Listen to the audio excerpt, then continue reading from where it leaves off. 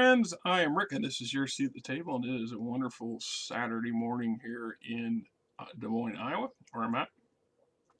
I recently had a conversation on one of the comment sections on a review of a game supplement I did for my Star Wars collection from Weston Games, and he's seen in the background that I had the schematic for the Battle Master, and I've already done a video on it. But it got me thinking of a number of the odds and ends that I have in my collection that it might be worth for interest purposes, if nothing else, of sharing.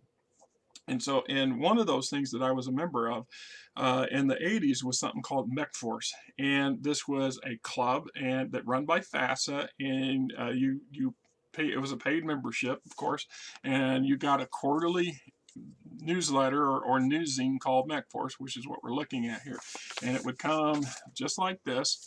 And this one is postmarked September 8, 1980 or 89, and to Mechwarrior Captain Richard with my old post office box from the FASA office in Chicago, Illinois, and which is a short 5 odd hours drive to the east from here.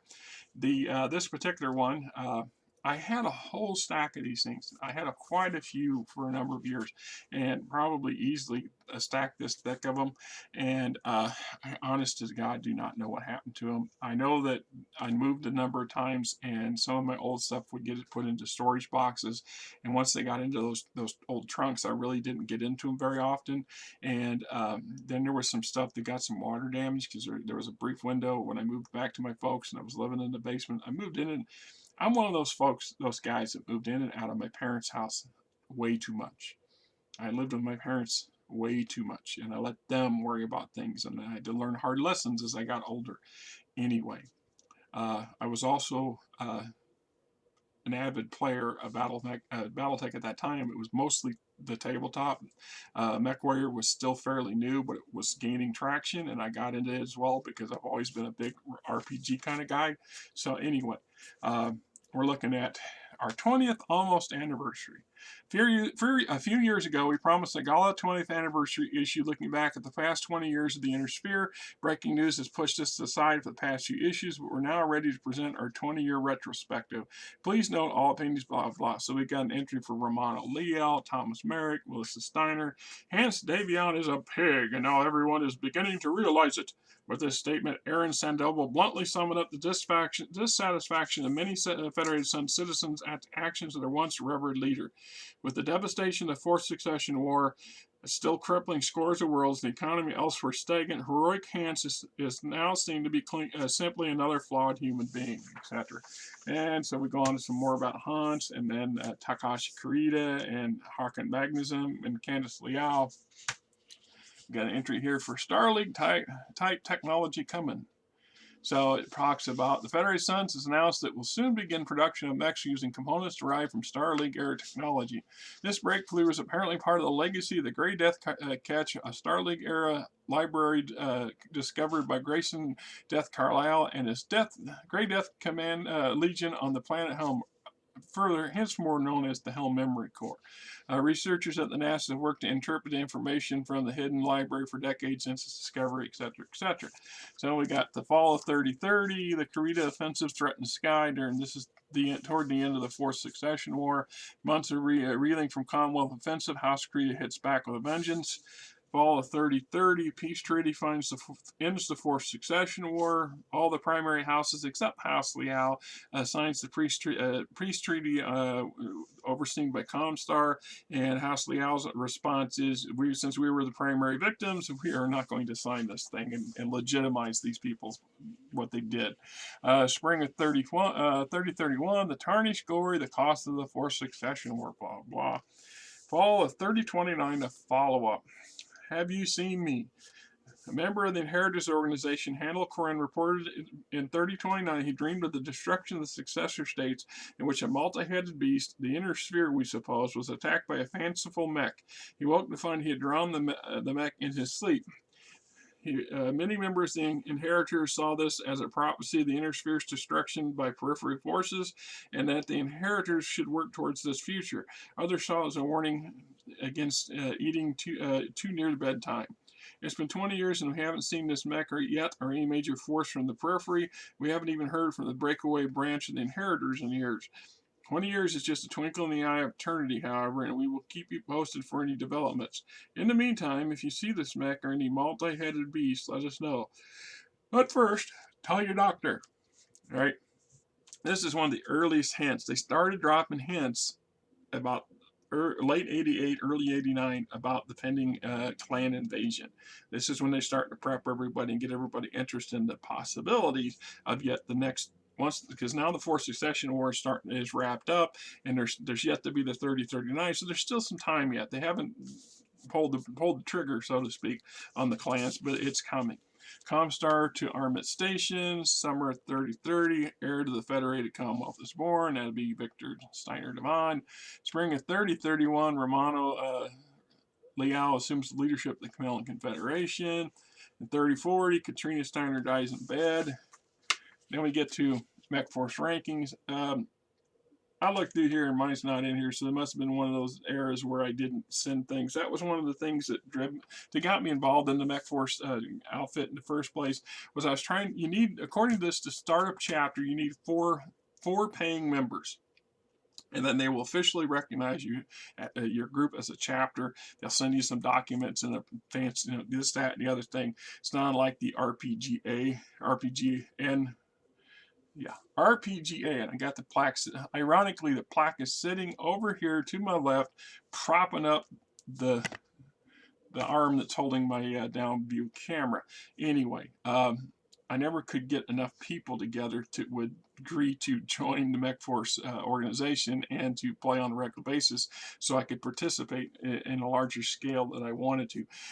It was through this effort that I actually was able to get a group together at gamers of people that I'd never known before, interested, and we started the RPGA network, the Role Playing Gamers Association chapter for the Des Moines area, and that boomed, and it ran for a good decade. It lasted nearly 10 years, and we would get together on a monthly basis and on a Saturday, and we would have gaming. The problem would be is in between 15 and 30 people. Half of them were spouses and people who weren't interested in the gaming part of stuff, but they'd come together for the get together, and we'd have lunch or a cookout and things like this. And but every month it would be something different. I got people interested in playing BattleTech a couple times, but not enough to sustain an actual chapter, and it just play the way it is.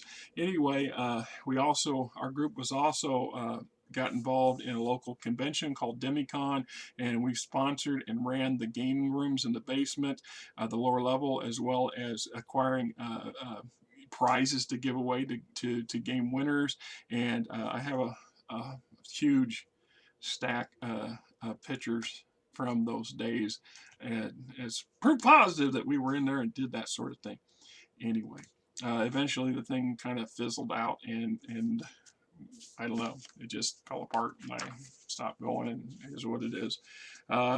So it did. This led me to that. It's something to just keep in mind for anybody who wasn't born in wasn't born before the 70s.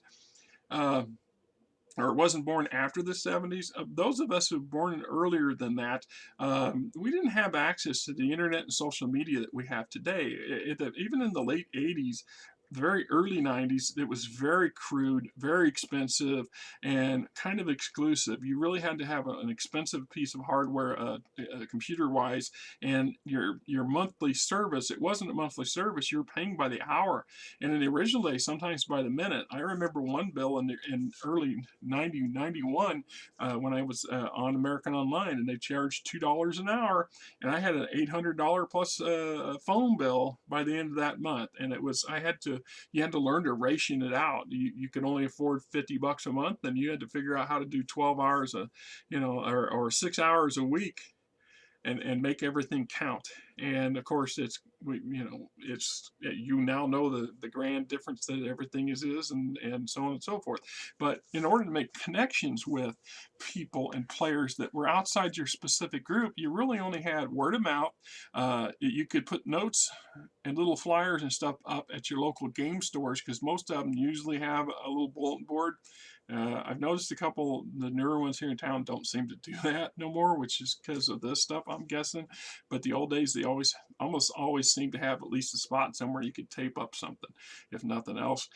Or you got involved in various magazines and or newszines for these companies, because it would give you this option. So right here is a one ad section, players wanted. So here's different people from different parts of the world, actually, because I've seen people from other countries in these things over the decades, back in the day. So it wasn't just, right here, this feller here is a sergeant, staff sergeant, James Elliott, was at Clark Air Force Base, Republic of the Philippines, right? So this feller was doing the service and was trying to get connected with some people and get some people together in his vicinity to be able to game.